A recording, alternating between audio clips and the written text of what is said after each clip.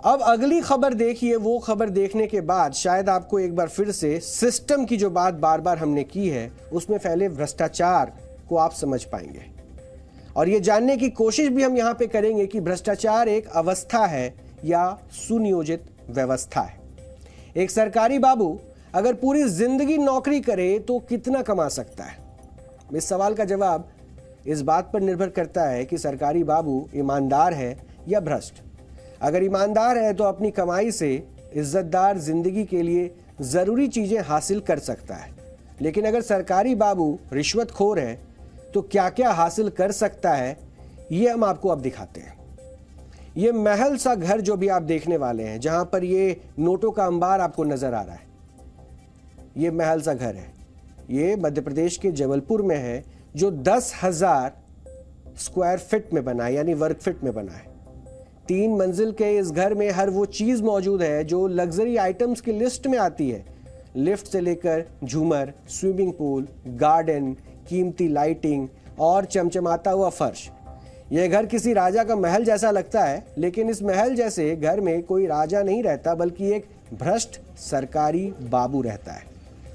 यह घर जबलपुर के एक असिस्टेंट रीजनल ट्रांसपोर्ट ऑफिसर संतोष पाल सिंह का है, जिसके घर पर मध्य प्रदेश की इकोनॉमिक ऑफेंस विंग यानी कि EOW की टीम ने छापा मारा तो वहां की चकाचौंध देखकर हैरान रह गई।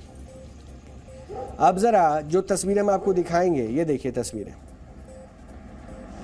अपनी काली कमाई से ऐश करने के लिए ARTO साहब ने अपने घर में निजी मूवी थिएटर बनाया है, जिसमें लाल रंग के 4 रिक्लाइनर सोफे भी लगे हुए हैं।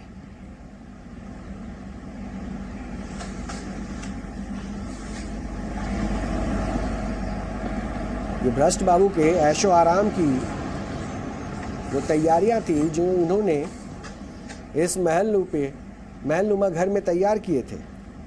अब अगली तस्वीर हम आपको दिखाते हैं।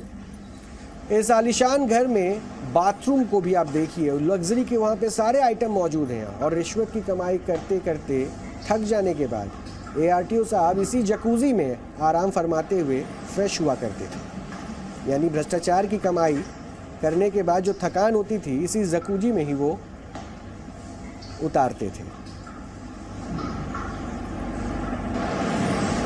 वैसे जबलपुर के इस घर में हर वो सुविधा मौजूद है जिसे देखकर इसे आसानी से लग्जरी रिजॉर्ट घोषित किया जा सकता है। टहलने के लिए बड़ा सा गार्डन में लगी कुर्सियां, दूर से देखने पर ही ARTO साहब की लग्जरी लाइफस्टाइल के दीदार हो जाते हैं। लेकिन कहते हैं ना, पाप का घड़ा एक दिन फूट ही जाता है।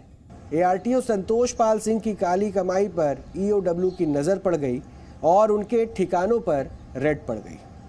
आय से अधिक संपत्ति के मामले की जांच करते हुए EOW की टीम जब ARTO के घर पहुंची तो जमीन, प्लॉट, लग्जरी कारों समेत करोड़ों रुपए की बेनामी संपत्ति का पता चला, जिनमें 5 मकान और 1.5 एकड़ का फार्म हाउस भी शामिल है।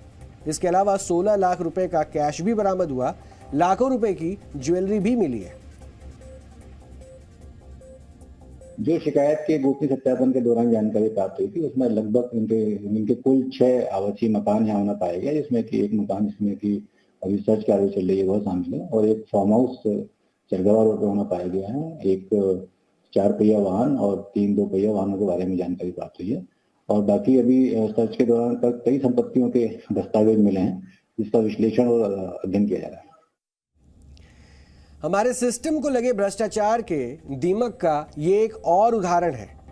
जनता से जुड़े सरकारी दफ्तर, वहां काम करने वाले भ्रष्ट कर्मचारियों और अधिकारियों के लिए रिश्वत की ऐसी ATM मशीन बन जाते हैं जिसमें से वो जितना चाहे उतना मर्जी पैसा निकाल सकते हैं। इनके पैसे की भूख इतनी ज्यादा होती है कि ईमानदारी की कमाई से वो नहीं मिटती। अब आप देखिए कि जो ARTO संतोष Pal Singh ultra luxurious life जी रहे हैं, करोड़ों रुपए की बेनामी संपत्ति वो कमा चुका था, उसकी सैलरी थी सिर्फ 70,000 रुपए। अब बताइए कि सिर्फ 70,000 रुपए महीना कमाने वाला कोई व्यक्ति इतनी संपत्ति कैसे बना सकता है। EOW जो है, उन्होंने बताया है कि ARTO संतोष पाल सिंह की आय से करीब 650 गुना ज्यादा संपत्ति का पता चला है। लेकिन संतोष पाल सिंह अकेला नहीं है जिसने सरकारी दफ्तरों को अपनी रिश्वतखोरी का अड्डा बनाया हुआ है। जबलपुर में ही कुछ दिन पहले ईओडब्ल्यू ने नगर निगम के असिस्टेंट इंजीनियर आदित्य शुक्ला के घर पर छापा मारा। छापे में आय से करीब 2 गुना से ज्यादा संपत्ति का पता चला। और भोपाल में इसी महीने चिकित्सा विभाग के क्लर्क हीरो केसवानी के घर पर ईओडब्ल्यू ने छापे मारे। 80 लाख रुपए कैश, सोना चांदी और करोड़ों की कई प्रॉपर्टी का पता चला। जबलपुर में ईओडब्ल्यू ने मध्य प्रदेश कोऑपरेटिव सोसाइटी में काम कर रहे सहायक प्रबंधक पन्ना लाल उइके के ठिकानों पर भी छापे मारे और इस छापे में आय से 2 गुना संपत्ति होने का पता चला। तो भ्रष्टाचार किसी भी देश की तरक्की में सबसे बड़ी बाधा है और भ्रष्टाचार के कई रूप हैं जिसमें रिश्वतखोरी भी शामिल है, जो हमारे सिस्टम के लिए कैंसर से भी खतरनाक बीमारी बन चुकी है, जिसकी वजह से सबसे ज्यादा रिश्वतखोरी के मामले में हमारा देश पूरे एशिया में नंबर 1 पर आ चुका है। ट्रांसपेरेंसी इंटरनेशनल के मुताबिक सरकारी दफ्तरों में काम करवाने के लिए भारत के लोग सबसे ज्यादा रिश्वत देते हैं और रिपोर्ट के मुताबिक 39% भारतीय मानते हैं कि उन्होंने अपना काम करवाने के लिए रिश्वत दी है। इंडिया करप्शन सर्वे 2019 में 20 राज्यों के 1,90,000 लोगों से पूछा गया कि भारत में सबसे भ्रष्ट सरकारी विभाग कौन सा है और 26% भारतीयों ने कहा कि सबसे ज्यादा भ्रष्टाचार लैंड रजिस्ट्री दफ्तरों में होता है। 19% लोगों ने कहा कि सबसे ज्यादा रिश्वतखोरी पुलिस विभाग में है और सर्वे में शामिल 13% लोगों ने कहा कि आरटीओ दफ्तरों में सबसे ज्यादा रिश्वत ली जाती है। वाहनों को पास देने के लेकर ड्राइविंग लाइसेंस बनवाने तक के काम में रिश्वत के रेट फिक्स हैं। घूस देने के मामले में नगर निगम को सबसे ज्यादा भ्रष्ट बताने वाले 13% लोग थे और सर्वे में शामिल 8% लोगों ने टैक्स विभाग, 5% लोगों ने जल विभाग और 3% लोगों ने बिजली विभाग में घूस देने की बात कही है, जबकि 13% लोगों ने अन्य सरकारी विभागों में कभी न कभी रिश्वत देकर काम करवाने की बात मानी है। यानी सरकारी दफ्तर चाहे कोई सा भी हो, रिश्वतखोरी की परंपरा सभी जगह एक जैसी है, जिसका नुकसान देश की अर्थव्यवस्था को ही हो रहा है और भ्रष्ट सरकारी अधिकारी और कर्मचारी अपनी जेबें भर रहे हैं और रिश्वतखोरी के पैसे से अपने आलीशान घरों में लग्जरी लाइफ भी जी रहे हैं।